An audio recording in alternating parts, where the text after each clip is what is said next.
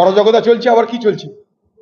রাজ্য সরকারের মদতে সবকিছু হচ্ছে, কেন্দ্রের ছানবিন করার, স্ক্রুটিনি করার বিফলতা আছে। এ রাজ্য এটা করবে, এটাই এই রাজ্যের সংস্কৃতি। পশ্চিমবঙ্গে তৃণমূল এটা করেই ক্ষমতায় আসে। এটা তো একটা পার্ট গেল ভুয়া ভোটার। এরপরে ভোটার আপনি তবু আপনার ভোট দিতে পারবেন না, সেটা একটা পার্ট। আপনি দেখবেন সকাল সকাল আপনার নামে অন্যজন ভোট দিয়ে গেছে, সেটা একটা পার্ট। আপনি দেখবেন বুথে প্রিজাইডিং অফিসার, পোলিং অফিসার তৃণমূলের দালালি করছে, সেটা একটা পার্ট।